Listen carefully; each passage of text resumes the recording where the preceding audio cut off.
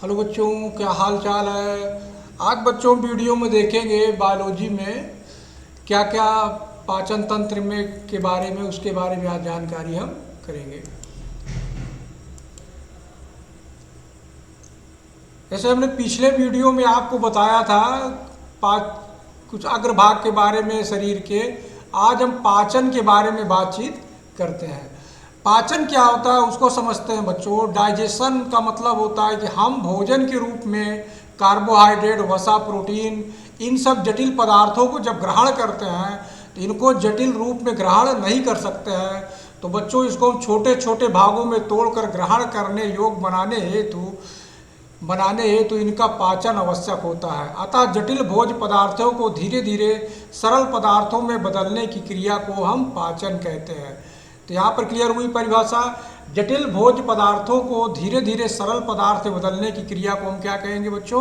पाचन कहते हैं। यहाँ पर क्लियर हुई परिभाषा इसकी। तो हम पाचन किसे कहते हैं पता हो गया बच्चों। जटिल भोज्य पदार्थों को धीरे धीरे सरल पदार्थों में बदलने की क्रिया को हम पाचन कहते हैं। अब बच्चों हम देखेंगे पाचन में क्या क्या होता है उसके बारे में समझते हैं। जैसे इसमें समझते हैं, एक प्रकार से कहे तो पाचन हमारा हाइड्रोलिटिक रिएक्शन से है। पाचन में सभी एंजाइम सामूहिक रूप से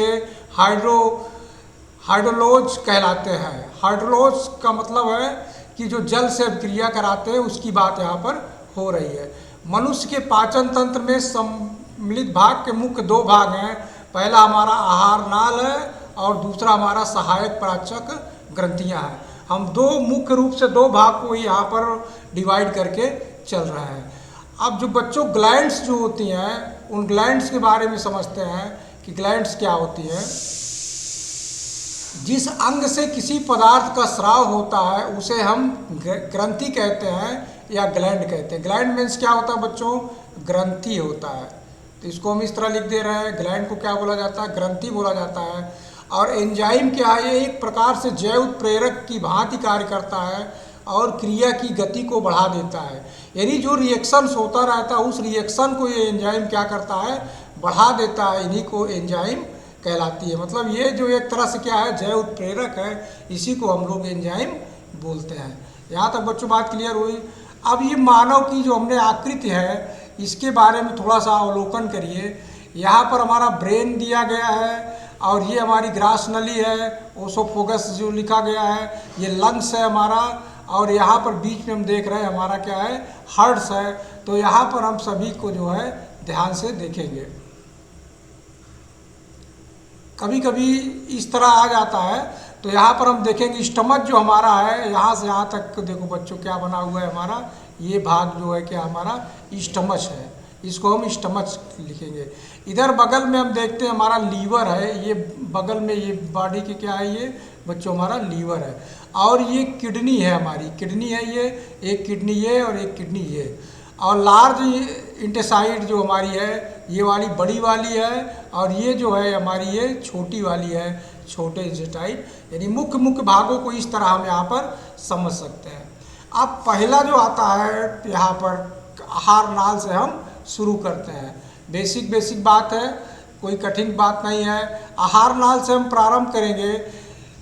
इसको बोला जाता है अंग्रेजी में एलिमेंट्री कैनल बोला जाता है, या मुख से पूरा जैसे लिखा है मलाशय तक होता है, ये विस्तारित होता है। इसकी लंबाई 30 से 35 फीट होती है। यह 4 भागों में विभाजित है।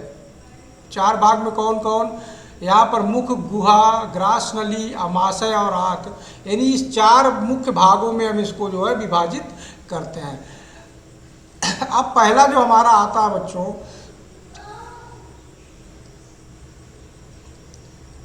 ग्रास नली। मुख ग्रास नली में क्या क्या है उसकी हम जिक्र करते हैं। यह आहार नाल का पहला भाग होता है। मुख ग्रासनी में दांत और जीभ आते हैं। क्या क्या आता है? दांत और जीभ आते हैं। स्वाद के लिए जीभ होती है जिन पर स्वाद कलिकाएं बनी होती है, जिसको टेस्ट बड बोलते हैं। जैसे यहाँ पर अग्रभाग में मीठा है, तो इसी तरह सभी भागों में अलग अलग स्वाद की ग्रंथियाँ रहती हैं। अब बैकल कैविटी की बात करेंगे। इसमें पाचन का प्रारंभ मुख गुहा से होता है। यहाँ केवल 30% स्टार्च का पाचन होता है जिसको मैल्टोज एंजाइम के द्वारा होता है। यहाँ पोषक तत्वों का अवशोषण नहीं होता है, बल्कि इसका अवशोषण क्रिया इंटेस्टाइन में होती है। पोषक तत्वों का अवशोषण कहाँ होता है? इंटेस्टाइन में होता है। अब ये इम्पॉर्टेंट है जो कभी कभी बहुत पूछा जाता है बच्चों, इसकी हम बात करते हैं। चाय जो है थीन पाया जाता है, और कैफीन कॉफ़ी में पाया जाता है, निकोटीन तंबाकू में पाया जाता है, और इसरोप्रेंटिलिन सुपारी में पाया जाता है। ये सभी क्या है? उत्तेजक पदार्थ है। निकोटीन और एस्ट्रोप्लिन के द्वारा ही मुख का कैंसर होता है। तो यहाँ पर हम इस चीज़ को समझ सकते हैं। अब आगे बढ़ते हैं। पैरालेक्स क्या है? यहाँ पाचन एवं अवशोषण नहीं होता है। यह ग्रास नली का एक तरह जंक्शन बॉक्स है, यानी जंक्शन नली होती है ग्रास नली की संधि, जिसको जंक्शन का कार्य करती है, भोजन को निगलने में सहायक होती है। यहाँ पर पाचन नहीं होता है। इस तरह हम इसको समझ सकते हैं।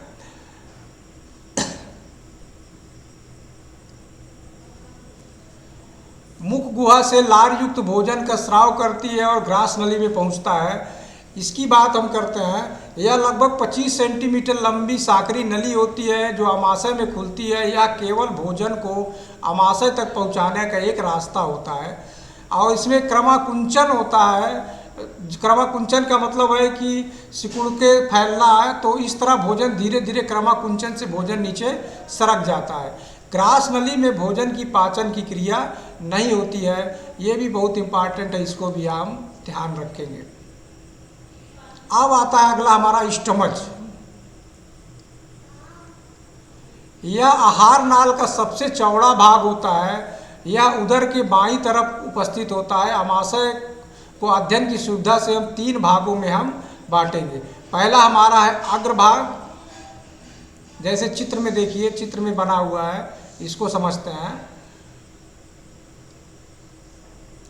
यहाँ पर देखिए ये कार्डिया, जैसे यहाँ से इतने के भाग को यहाँ पर कार्डिया बोला गया है, और यहाँ पर लॉन्गिट्यूडिनल लेयर है। यहाँ पर पहली वाली लॉन्गिट्यूडिनल है, दूसरी हमारी सर्कुलर लेयर है, और एक यहाँ पर देखिए ओब्लिक्यूट लेयर है। यानी 3 लेयर यहाँ पर बनी हुई है। 3 layer of the stomach muscles का जो होता है स्टमच का, 3 लेयर इसमें पाई जाती है।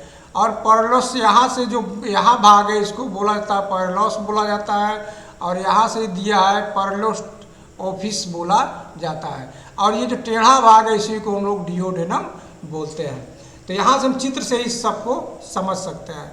अमाशय के भीतरी दीवार की में थोड़ा सा अध्ययन करते हैं, तो इसमें क्या देखते हैं कि अमाशय की भीतरी दीवारों पर अनेक जठर ग्रंथियाँ पाई जाती हैं, जिससे जठर रस का स्राव होता है। अमाशय में भोजन लगभग 3 से 4 घंटे तक रहता है। अमाशय में 3 प्रकार के एंजाइम का स्राव होता है, जैसे पेप्सिन हो गया, यह प्रोटीन को पेप्टोन्स में बदल देता है, और दूसरा रेनिन है, या दूध की प्रोटीन केसिन को केसिनोजन में चेंज कर देता है, और दूसरा है जो है सिपेज, या एंजाइम या वसा का पाचन करता है। तो इस तरह हम जो है देखेंगे 3 जो हमारी जठर ग्रंथियाँ हैं, यहाँ पर जठर ग्रंथियों जो 3 रस होता है एंजाइम का स्राव, वो 3 यहाँ पर हम इसको पढ़ेंगे। तो बच्चों यहाँ पर हमने जो बताया आपको, ये इम्पॉर्टेंट है एग्जाम के दृष्टि से, और आपको पढ़ने की सुविधा से हमने छोटा भाग बनाया है। आपको अच्छा लगे तो हमारे चैनल को सब्सक्राइब और लाइक ज़रूर करें। धन्यवाद बच्चों।